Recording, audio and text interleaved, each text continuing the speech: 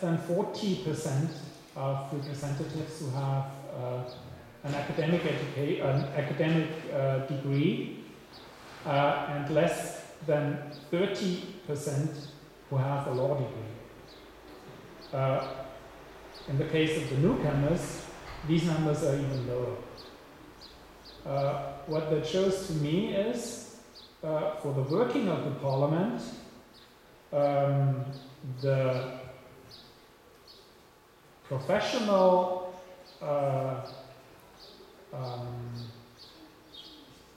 the formal professional education that enables parliamentarians, deputies, to work as lawgivers decreases dramatically.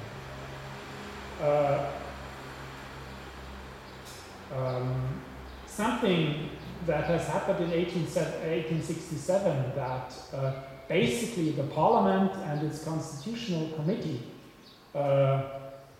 formulated the Austrian December Constitution, would have been very hard after 1907, because the parliament would not have had this expertise, this formal law expertise that it had in the early years of the parliament. The parliament, in its late years, had to needed much more and had to rely much more on the bills brought in by government than was able to formulate its own laws. That's the one side. The other side is that, of course, after 1907, the representation of the population as such, or the population as such, was much more represented in the parliament through its makeup. It was not anymore this elitist dignitary parliament than it was in the early years. And what we can see is that the functionaries of the mass parties, both on the side of the agricultural farmers' parties, on the side of the Christian socialists, and on the side of the social democrats, regardless of the ethnic groups, these functionaries, to a large degree, did not have a university education. They were professional politicians who mostly worked in the pressure groups or in the press of of the parties. They were journalists. They were functionaries of agricultural corporations. There were functionaries of there were functionaries of trade unions.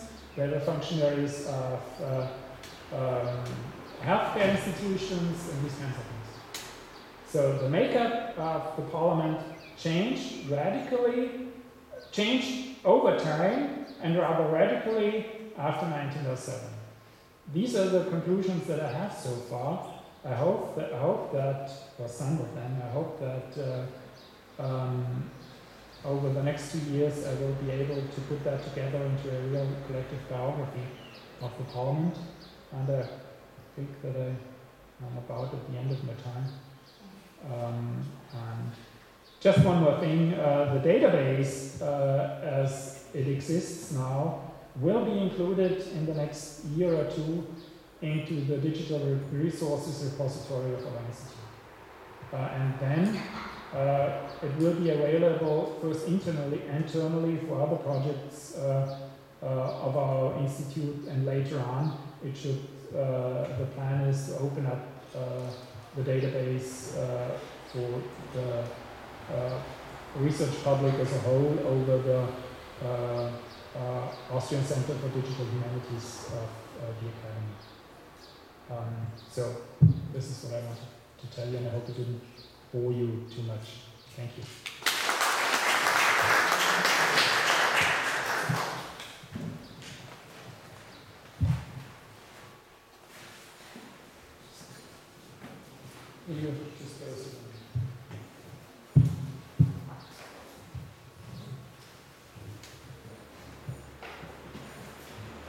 Thank you for this lecture and for the amount of work you've done. I'm sure that the database will be very useful to researchers of the period, historians. And now I would like to propose that the discussion and questions come after the lecture that will be given now. And now I will introduce the second lecturer today, András Cieger, who is currently a senior research fellow at the Research Center for the Humanities of Hungarian Academy of Sciences, Institute of History. His PhD thesis was dedicated to the political career of Zlatnoj, the second common finance minister of the Austro-Hungarian monarchy after 1867, then Prime Minister of Hungary. His main areas of scholarly interest are the social and social history of Hungary, history of Hungarian parliamentarism, and the development of civil rights in the 19th century. His works include two monographs, a biography of the Prime Minister Count Zlatnoj, and a book on the history of political corruption in Hungary, 1867 to 1918. Last year, he also published a volume of essays on the symbolic questions of the Austro-Hungarian Compromise in 1867. His current research project is titled The Everyday Life of the Hungarian Parliament, 1865 to 1918, A New Political History. Some further relevant publications in English on the subject, on the topic at hand, he will present here today, include National Identity and Constitutional Patriotism in the Context of Modern Hungarian History, an overview, which is published in the Hungarian Historical Review, and Reform, Fever and Disillusionment, Constitutional Codification Fiascos of the Hungarian Liberals after the Settlement of 1867, which is published in A History of the Hungarian Constitution, Law, Government and Political Culture in Central Europe, edited by Ferenc Hörher and Thomas Lorman. And now I would like to give the word to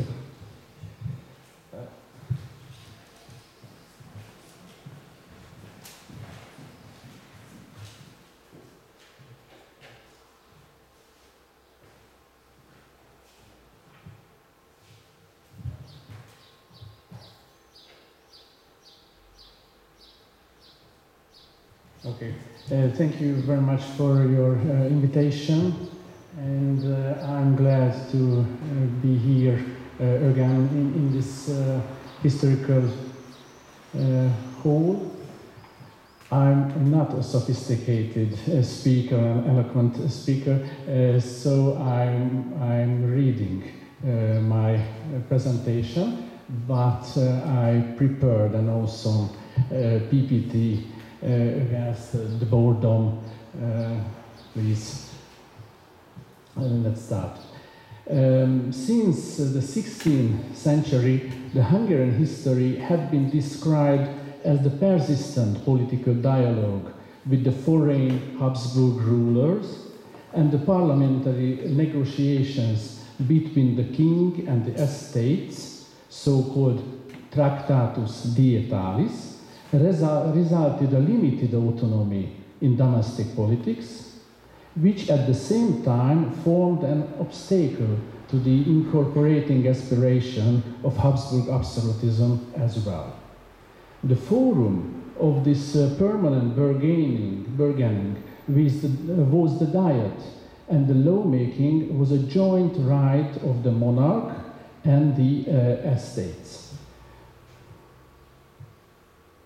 For this reason, the scientific literature called this system co-rulership of the king and the estates.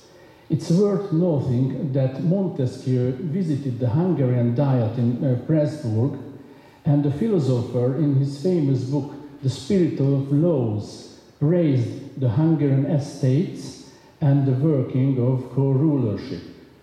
I chose the quote from the famous work, The Spirit of Laws, in which Montesquieu praised the cooperation and generosity of the Hungarian political elite.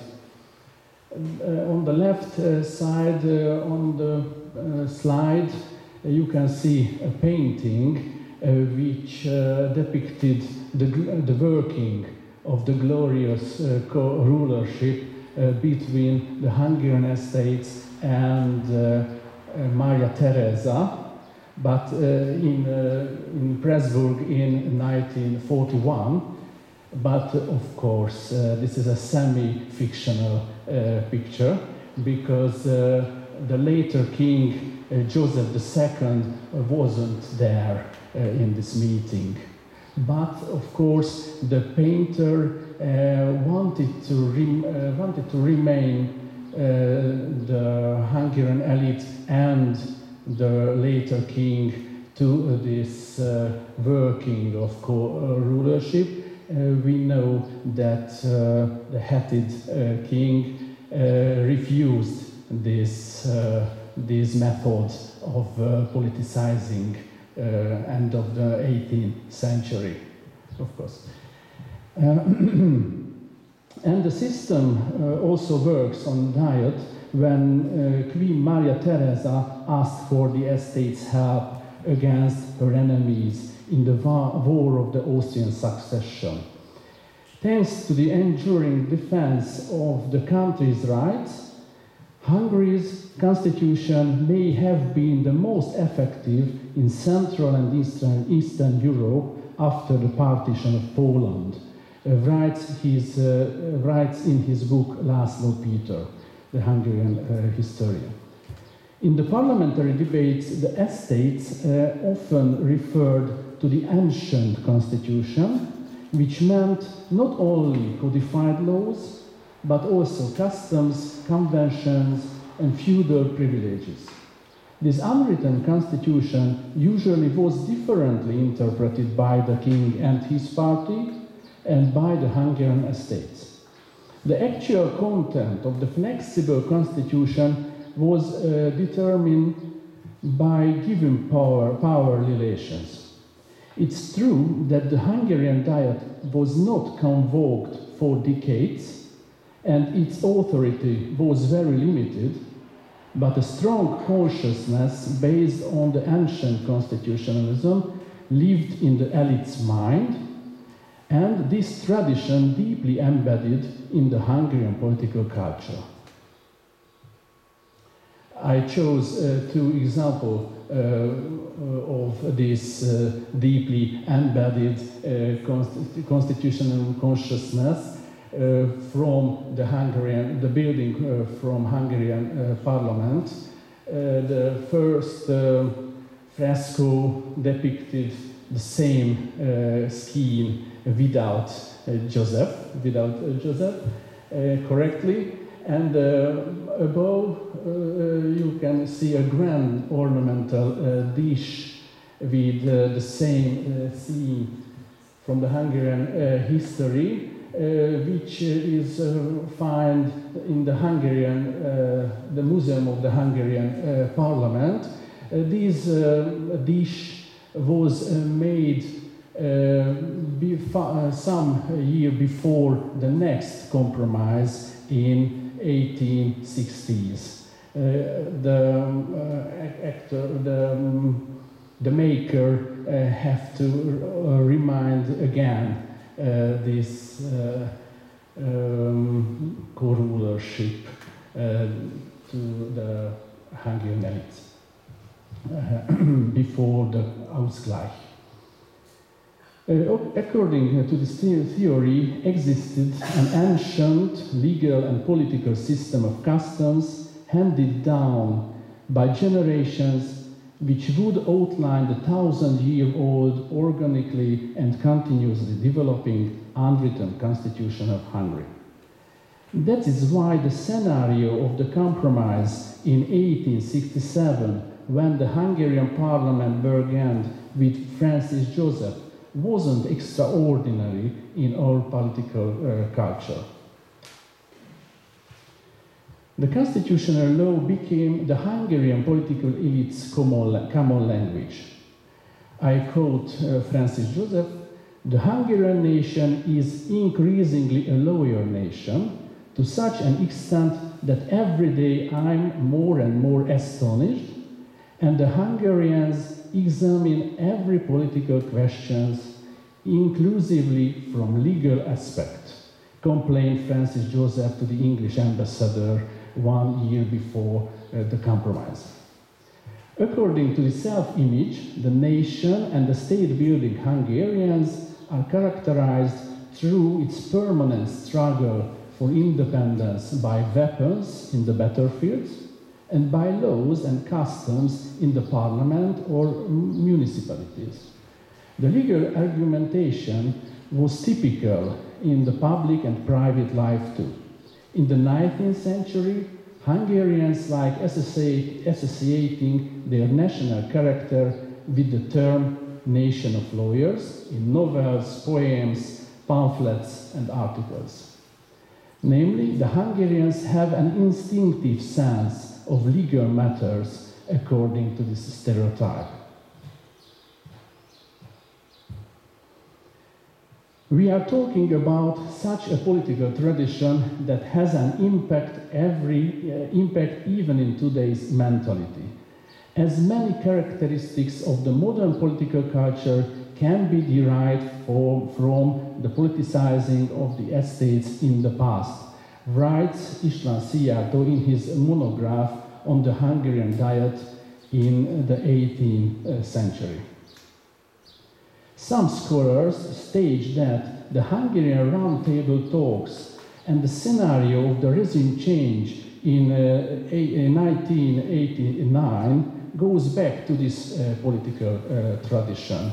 You can see on the photo that in the building of the Hungarian parliament, the Communist Party and the liberal opposition discussed the Hungarian problems and agree with each other to the regime change. I think this is an overstatement and not a unique phenomenon in Central Europe, but it may be true partially because some historians took part in the roundtable talks and they represented unwittingly this political culture, such József Antal, Géza Jeszenszky, Lajos Fűr, György Szabad were historians, and these historians dealt with the 19th century of Hungary. So I think this is an indirectly effects to these methods, maybe. This is a good old days because nowadays this scenario is disappeared from the Hungarian politics, unfortunately. Okay, the next. Despite this ancient and vivid tradition, the constitutional freedom of the country didn't also mean the freedom of the citizen. László Péter, in one of his studies, calls this Montesquieu's paradox, referring to the French thinker work, The Spirit of Laws. The Hungarian constitutionalism was in fact quite limited in scope before 1848. The Hungarian parliament, the Diet, could make their voices heard in only a couple of issues, for example, taxes and military questions. And most matters affecting the lives of the citizens came under the exclusive authority of the ruler.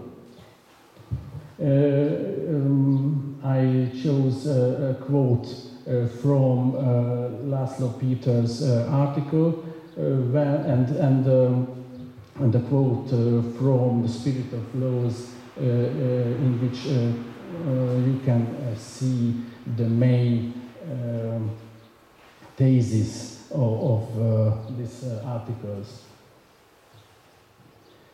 This changed after 1867 only in that, under the pressure of negotiation and later external compulsion, the king entrusted the exercise of some of his rights to responsible governments. But Francis Joseph remained an unavoidable factor of the executive and legislative branch.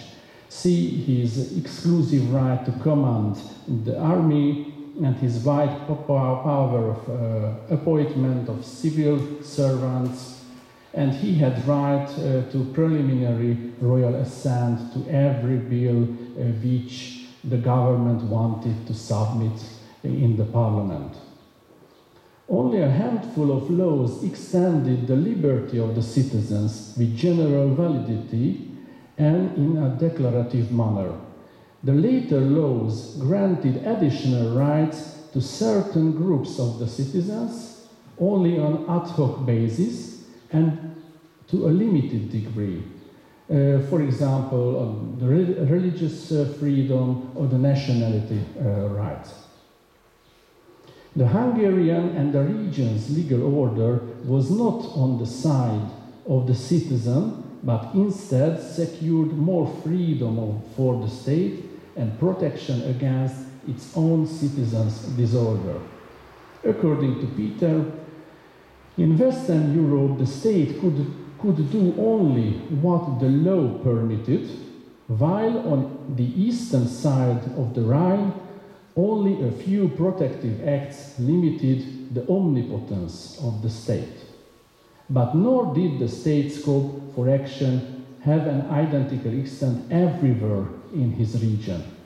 The liberals in the Austrian part of the Habsburg Empire strove for the legal protection of individual liberty and conclusively established the Rechtsstaat after the compromise. One of the basic laws of the Decemberverfassung listed a catalogue of liberties, and they introduced the universal suffrage there in 1807. At the same time, in Hungary, the political elite wanted to strengthen the state in order to maintain the leading position of Magyars and to make up for weak social self-activity.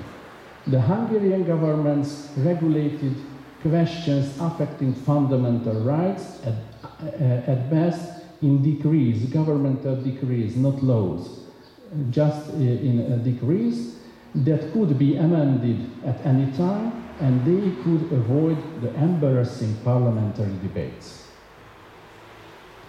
The constitutional law, as I mentioned, the constitutional law became the Hungarian political elite's common language. And at the second half of the 19th century, the faculty of law in Budapest was the commonplace of the legal knowledge for the new generation of politicians. As we know, many politicians had law degree in Hungary. However, by the turn of the century, the views of the so-called historical nationalist legal school had triumphed in the legal education in Budapest because of the strong pressure of the political discourse. Ákos Timon was the main representative of this school in Budapest. His book became a canon for the next 3 decades in the legal history writing and in the legal education. The main statements, you can read the main statement on the slide. The main statements of his work are as follows. First, the Hungarian nation differs from the neighbor states, it's true, differs from the neighbor states and from the Western Europe because it created a unique legal system with the help of its huge legislative capacity. Second, the Magyars, the ethnically Hungarian, the Magyars as the most powerful state-building people in the Middle Ages established more excellent and perfect legal institutions than other nations. They were the most appropriate for the statehood idea. Third, the Magyars were the first in Europe who reached the clear concept of the real public power. According to Timon, in the Western countries, the feudal system, the king's private power, individual links between overlord and vassals, was stronger, it's true, but in Hungarian kingdom and the state foundation, the exercising power based on an ancient collective system. This rapid canon making was successful. Until the end of the Second World War, several politicians and journalists, mostly educated in Faculty of Law in Budapest, echoed Timon's theories, and his disciples in various legal studies glorified their master. His textbook was published 6 times and was translated, of course, in German. The German version was published in Berlin, but the author authored 150 copies sent to Hungarian government, to Governor of Croatia, the Banus, and to the Common Ministry of Foreign Affairs, because he wanted that these institutions should have distributed this book propagating the doctrine of Hungarian independent legal development among the embassies and consulates in the monarchy.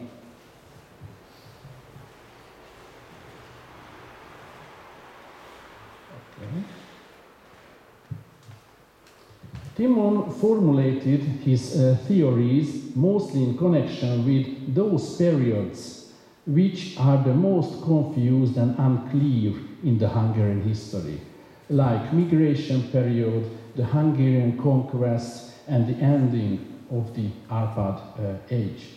He refers to the story of blood contract of the 7 chieftains and the first National Assembly in Pusztaszer. Both myths go back to the Anonymous, the unknown chronicler of the 13th century Hungary, the Gesta Hungarorum, and these theories mostly based on these legal fictions. But these fictions were deeply embedded in the Hungarian consciousness and the legal educations and the school books and so on. The first, on the first picture, the leader of Magyars agreed with each other the direction of the Hungary, the elected royal dynasty in the ancient homeland, Magna Hungaria, and shared this power among them and so on. And on the second painting, you can see the first parliament of in Hungary in the 9th century, where the Hungarian nobleman discussed the problem of the Hungary and made laws and so on. Of course, both the legend is our fiction, of course.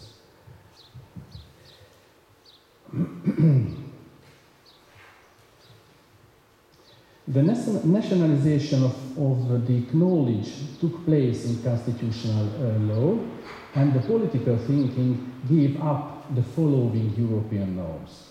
The Hungarian political elite locked up itself in national myths within the framework of a multicultural empire. The Hungarian exceptionalism was associated in our political and legal thought thinking with several supplementary myths. Among these, the most attractive was the unshakable faith in that the 1,000-year-old Hungarian constitution, with respect to its rank and age, may be compared at best to British legal development, of course. The theory of the British-Hungarian relationship traced back to the Middle Ages, the Golden Bull in Hungary, emerged in the political discourse at the beginning of the 18th century, but it became significant only in the second half of the 19th century. The glorious kinship also appeared in Lajos Kossuth's writings. I quote, "The Hungarian civic institutions are not only similar to, but in some respect better, more glorious than those of Great Britain." Although the British-Hungarian parallel cannot be supported by facts of legal development, of course, it has become part of the school curriculum and public consciousness. You can read very similar sentences in Timon's book on the black frame. But this is a university textbook, not a school book in the low education. Okay. The constitutional myth appeared also in the new neo-Gothic building of the Hungarian parliament, which follows the example of the Palace of Westminster. The governing elite had to erect a memorial for the 1,000-year-old constitutionalism, and they had to differ from the neoclassical building of the Austrian parliament in Vienna. Paradoxically, they used a British architectural and legitimizing symbol to emphasize Magyar exceptionalism. From speeches of the leading politicians and the plan of the architect Imre Stein, we can reconstruct the constitutional geography of Budapest. On the left bank of Danube, the Hungarian parliament in medieval Gothic, neo-Gothic style, representing the people and the ancient constitution, stands opposite to the royal palace in Baroque style and the office of the prime minister on the other side of the river. According to inventors of tradition, this map shows the principle of the separation of powers, and the dome of the parliament, which is far from the Gothic style, connects the houses of representatives and lords and symbolizes the unity of nation.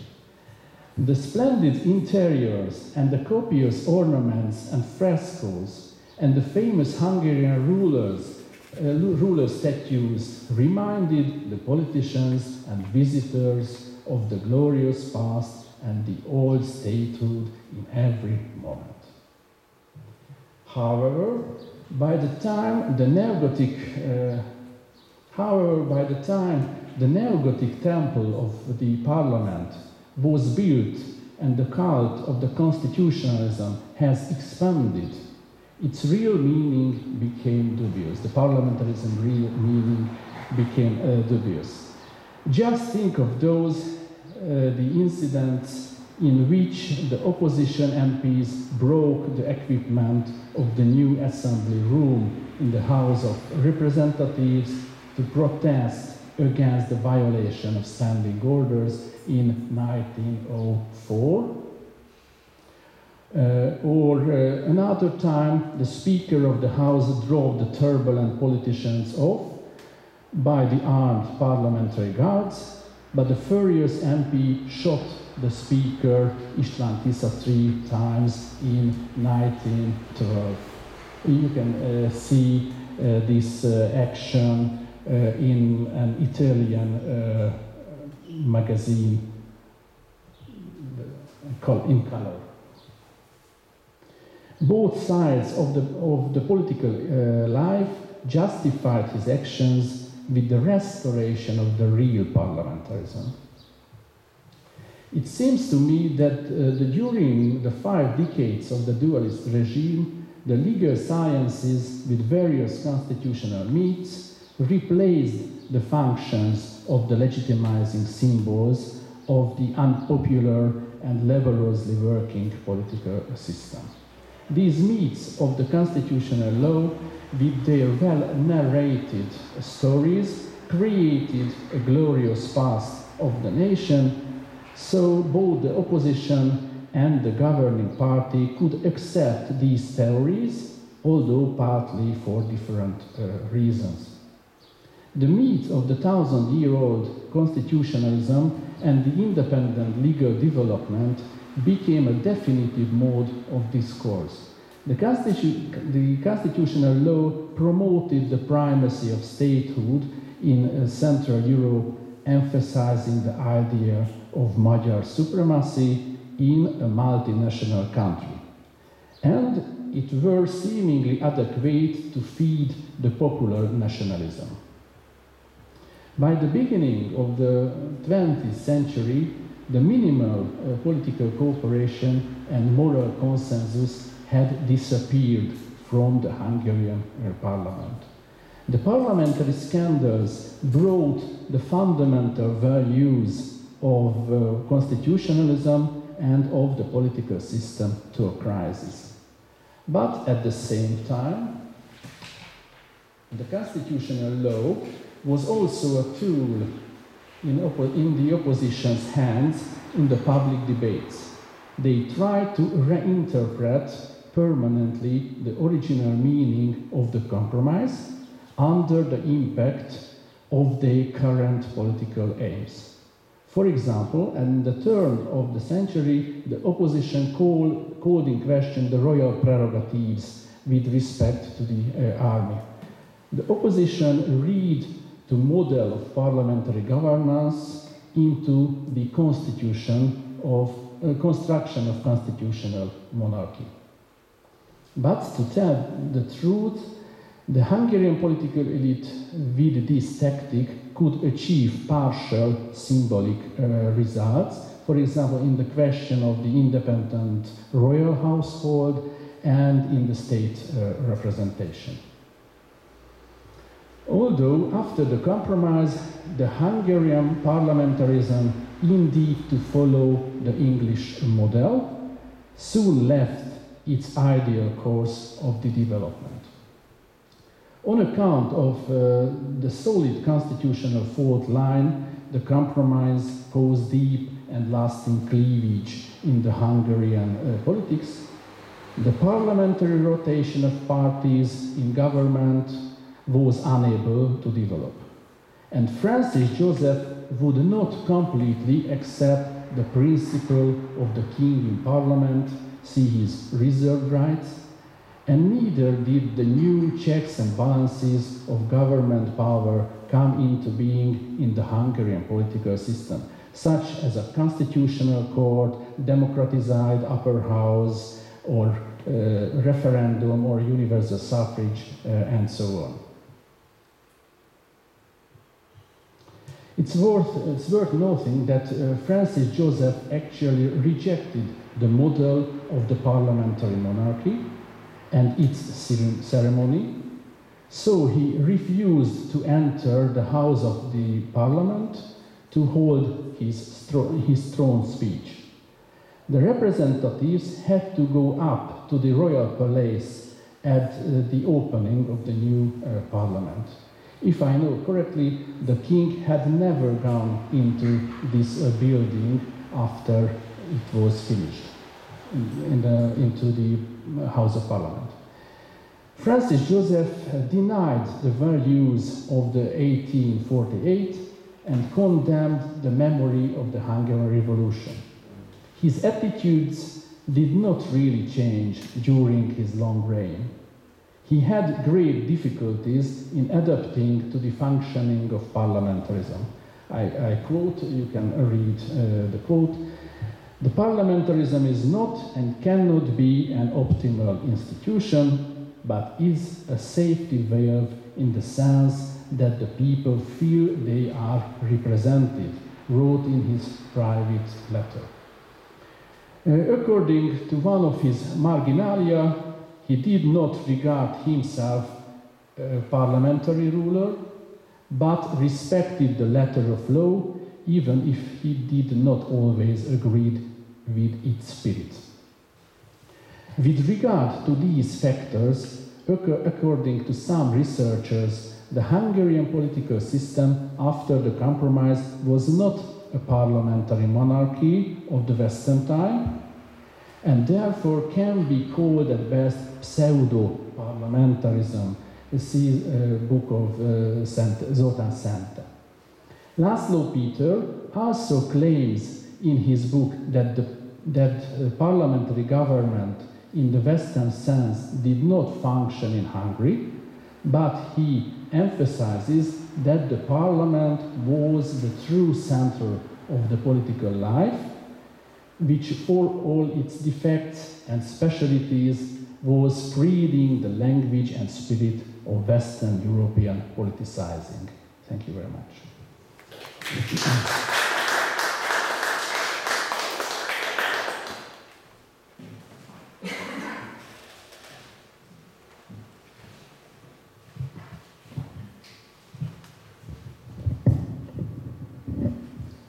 Thank you for our lecture as well. Now we have, I think, a good ground to start a discussion. So if there are any remarks or questions, now it's okay. Okay.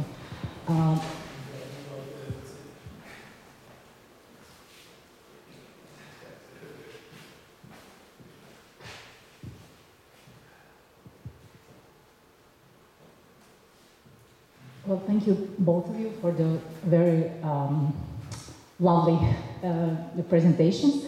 I have a question, or more just need for a clarification of your presentation. If I understand you well, and it's very much possible that I didn't, you said that during the latest sessions of Austrian parliaments, most laws were brought as a part of the governmental legislative initiative, if I understand you well. And you connect that with the structure of the parliament due to the occupation of members of the parliament. Did I understand you well, that you find is it the only reason or the main reason, or maybe you can find some other reason why mostly legislative initiative came from the government and not from the members of the parliament? Is the main reason that they were not educated